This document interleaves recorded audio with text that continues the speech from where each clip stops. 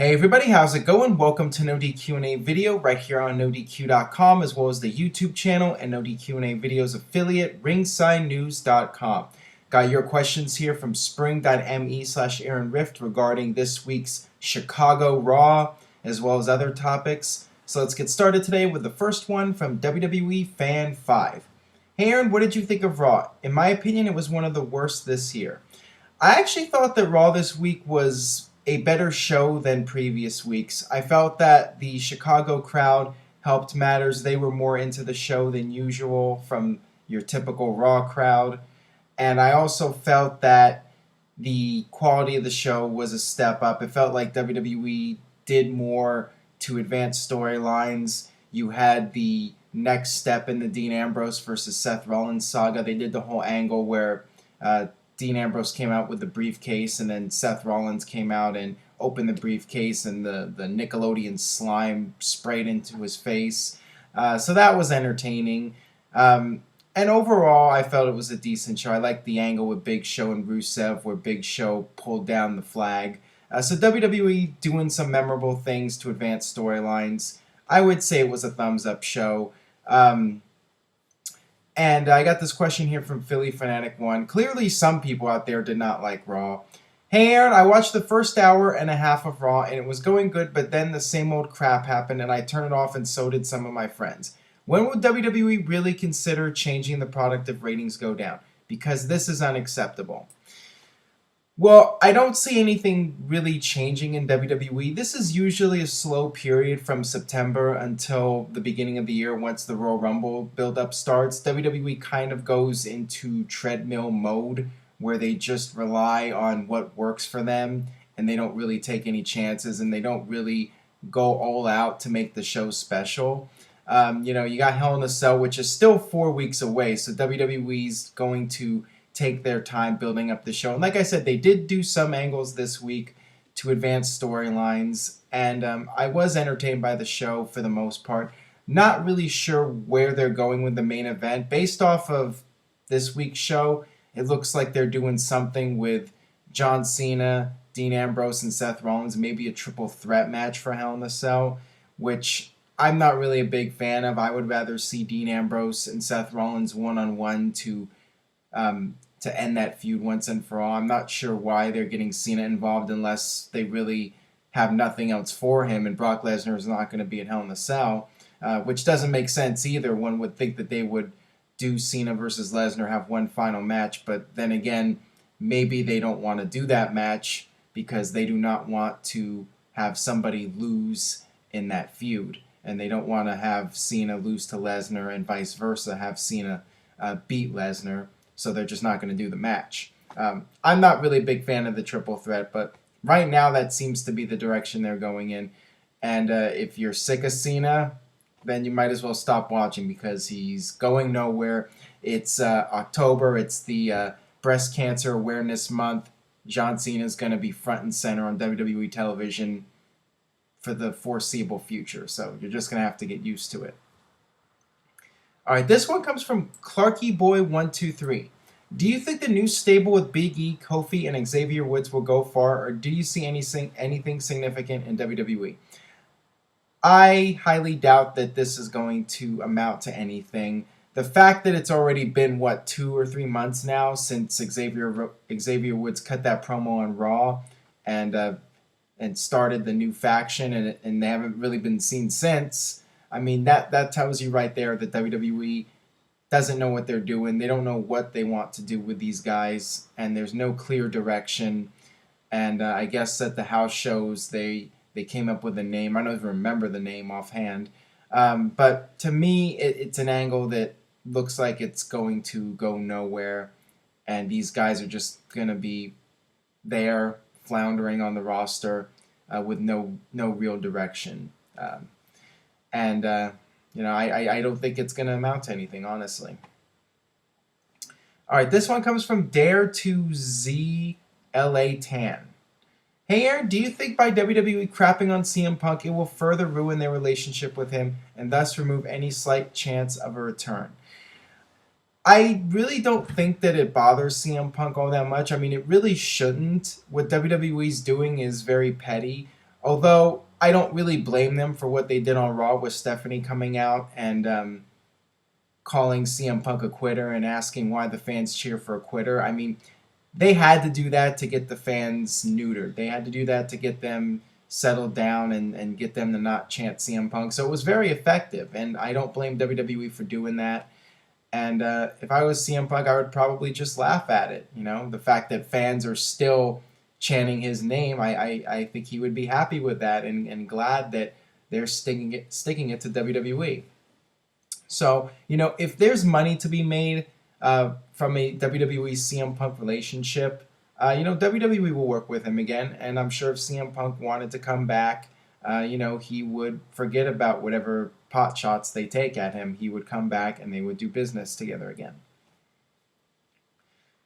All right, this one comes from A. Katie at MLS.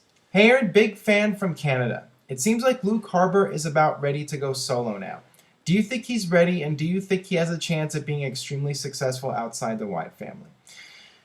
Well, he definitely has a lot of talent. A lot of people like him, and he could do well on his own. It just depends how he's portrayed. What they do with that character beyond the Wyatt family, that remains to be seen. And I'm a little surprised that they would start to tease him going solo unless he's going to be staying with the group, and maybe they'll do an angle where Bray is trying to keep him under control, and eventually he just snaps and goes off on his own. That's certainly a possibility. So it's just a matter of how they handle him.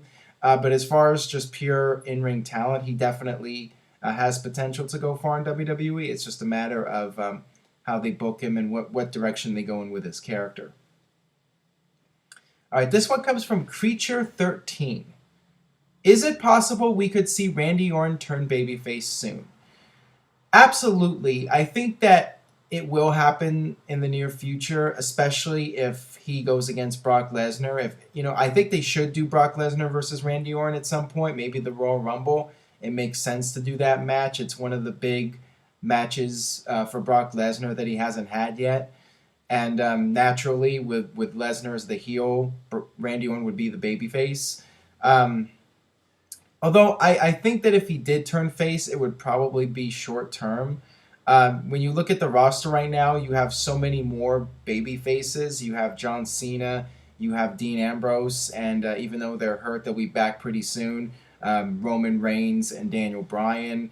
So you're loaded on the babyface side. The heel side's a bit weaker, which is one reason why if Orton does go babyface soon, I think that it would just be for the feud against Brock Lesnar, and then he would go back to being a heel again. That's just my feeling on it. But yeah, I would absolutely go with an Orton versus Lesnar match at the Royal Rumble or whatever, and at least turn Orton babyface for the short term so he can feud with Brock Lesnar. All right, this one comes from I Am Sto Shua.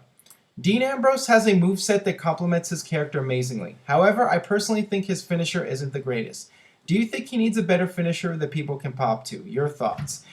I was actually thinking about this on Raw, so I guess I'm not the only one. I'm not really a big fan of that Dirty Deeds finisher. To me, it just doesn't look like it would really hurt somebody. The curb stomp is a great finisher, very convincing, but Dirty Deeds, it just seems a bit awkward to me and not really something that would do a lot of damage to somebody. So I do agree with you. I would like to see him with a different finisher.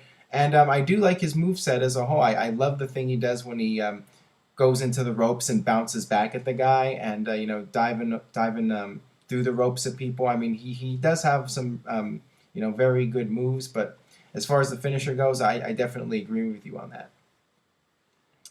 Next question here. 3 Divas segments in 1 Raw. How can this happen? Well, it did. I think that it's because WWE's continuing to promote Total Divas, and they want the Divas to have a presence on Raw, especially with the season airing right now.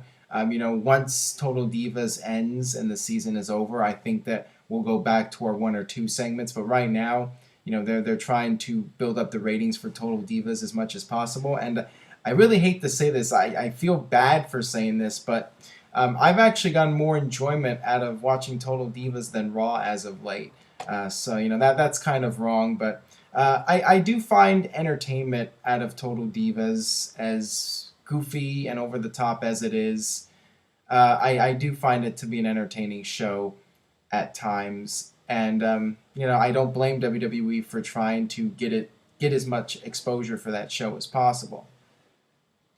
All right, one more question here from Super Dragon 34. Hey Aaron, do you believe that Bray Wyatt was teasing a possible Sting feud on Twitter by saying, "It exists in all of us, we are the ants, destroy the scorpion, be heard"? Do you think that this feud has great potential? Would this be a chance for Sting to put over Wyatt?